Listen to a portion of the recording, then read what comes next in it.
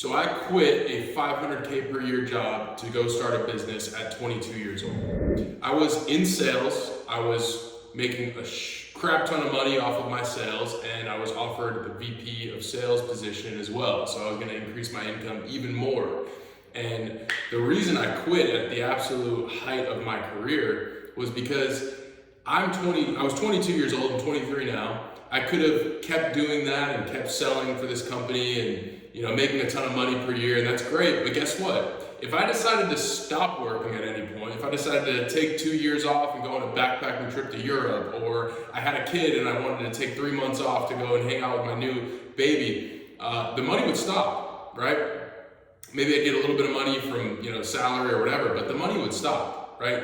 So if what you're doing is paying you extremely well, great job. First of all, I believe that if you're young or if you're any age and you're in that top 1% income range or even top 5%, 10%, that's great. And most people will stop there. And I totally understand it. I don't mean stop. I mean, they'll keep going there and staying there.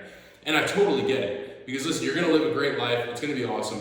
But for me, it was like, okay, my goal was always to be wealthy. And I'm like, how can I get there as quickly as possible? So at 19, I got into sales, quickly started making, over 100K a year, and then boom, 500K a year. I was like, what's the next step? If I got here this quickly, let's get to that next level again, even faster. Let's get this job done as quickly and as young as possible. So I figured out the income. I knew how to make a great income. I still do. If I need to, I can go hop back into a company and just start selling again and making a super high income. But I knew since I figured it out so quickly, I was going to go to the next level and be like, okay, how do I build a machine that basically, is actually worth something, right? I want to build something instead of just kind of bringing. I always tell my dad, I always tell this story. It's called bringing buckets to the village, right?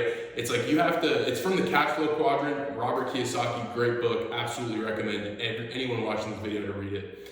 But there was two guys and they were both contracted to bring water to the village. The water was X amount of miles away and people had a hard time getting to it. So one guy just said, I'm gonna start bringing buckets to the village as quickly as possible. He started carrying 2 buckets and then 4 buckets at a time. And his back started wearing out. He had to hire his kids and his kids hated doing it because it sucked, right? But he was making great money. The other guy sat in his office, he sat in his house and he wasn't making any money at first, but he was planning, he was building something, he was using his brain instead of his brawn, and he was actually coming up with an idea of how do I get a pipeline from the water to the village so that it's flowing even more than that guy can carry and 24/7, nonstop, higher quality water, right? Everything about this water is gonna be better. The thing that most people can't do that this guy did was wait and be patient for a little while and take the financial haircut and just be patient, right? So he sat in his office while the other guy was printing money. It looked like he was on top of the world, but he was in his office making no money, but coming up with an idea that was gonna eventually be a system that works without him even being a part of it. Without him, he could be on the beach chilling and that pipeline is still bringing water. And since the other guy doesn't know how to do that, he's still carrying buckets every single day.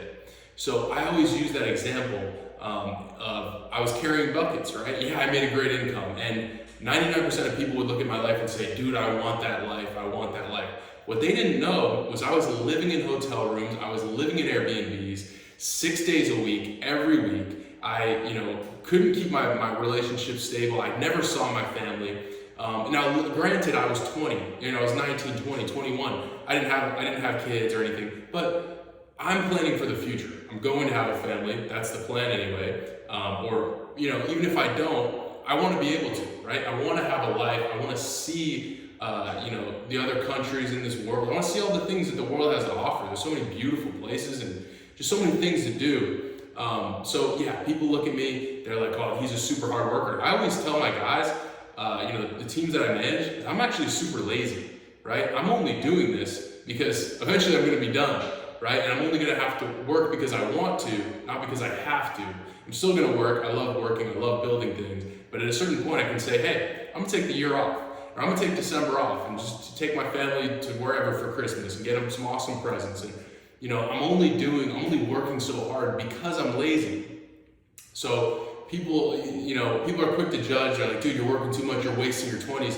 Guess what, buddy? I don't think I'm wasting my 20s. I actually think you're wasting your life. Because when you're 50, you're 40, you're 50, you're 60, your kids are growing up. They already grown up. They already went through high school. They went through all the sports. And you're still working every single day. Like my parents, love my parents, but they still work today, to this very day. And so I don't want to be that guy. I want to get the job finished, right? And be able to create the life that I want to live. So the point here is that you may be on top of the world. It may look like you're on top of the world. You might be absolutely killing it. But sometimes to get to the next level, you have to sacrifice again. I had to sacrifice to get to this level. All my time with friends, going out partying. And I had to sacrifice again to get to the next level, right? So, but the point is that a sacrifice with the right plan behind it is almost always worth it. Right? It's always worth it. To me, I'll spend a few years grinding my butt off, building this business, and eventually I'm going to be, in a spot where I'm miles and miles ahead of where I was before. And, because $500K a year is great, right? But it's not everything. $500K a year, you can live the kind of life you want, a nice life and whatever. To me, the more important part of it was time. So if I can make $500K a year without working, that to me is okay. Now I'm at a high level. Now I'm playing with the big sharks, because that means if I did go back in and work, I'm probably making $5 million a year if my passive income is $500K a year. So it's really not about how much you're making. We're talking highest level. Most people just want to be making $100K plus a year, right? Whatever, and then that's great for them. But really, if you want to be at the top, the most successful people don't ask for or, right?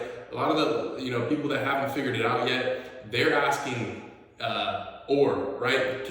I want to have all this money, but then I won't be able to have time. Well, the people at the top level say, I want time and I want to have a lot of money. How do you do it? You do have to sacrifice some time up front. Make that investment up front so that later on, it's already been done. You've completed your task, right? You go and you build a company, you hire a president to go run that company, and you just have a cash machine basically printing you money. Or you go build a company, you sell it for a high valuation, you invest all that money, and you're living off of your passive income for the rest of your life, and it's growing. Your nest egg is growing. What a lot of people don't know about business is that when you sell a business, you get what's called a multiple on that business. And depending on your industry, it can be different, right? I know like the food industry could be like a 20x multiple. So if you sell like a snack product, and your company's worth, let's say, like $1 million is worth like $1 million. You can basically, you sell your company, let's say you have a 20x multiple, you're going to get what you would have made just sitting there running that company for the next 20 years in one lump sum. So you basically just fast forwarded yourself 20 years in the future. And you see all the verbiage that's being used here, it's all based on time. It's mainly based on your time. Time is money, right? Everyone that's watching this video is going to make $1 million. But how fast do they make $1 million? Does it take them 10 years to make $1 million because they're making $100K a year? Does it take them 20 years because they're making $50K a year? Or can they make $1 million every day, every week, right? So that person, even though they made the same amount of money, he's more wealthy, not because of the actual dollar amount, but because of the speed in which he got to that dollar amount, to which he made that dollar amount. So he's X amount more wealthy than the other guy because he made the same amount of money, but quicker. So it actually has nothing to do with money. It has everything to do with time and how fast you can make it. So again, I wanted to make this video because a lot of people did think I was crazy for leaving, such a high income job to go and start a business. But I promise you guys, whenever you make a sacrifice, that's guided with good mentors, and you have a great plan behind you, and you have a great work ethic, it can almost never fail. Because the only way that you fail is if you quit. And that's one of my favorite quotes. The only way that I fail is if I quit. So whenever something's going hard for you guys, especially building a business or starting a new job, like in sales, if you've never done sales before, just always remember the only way that I fail is if I quit. So thanks guys for watching. Like the video, comment on it, subscribe it, comment on it if you agree with it, disagree with it. Follow me on Instagram, at Sean Homelander, and thanks for watching.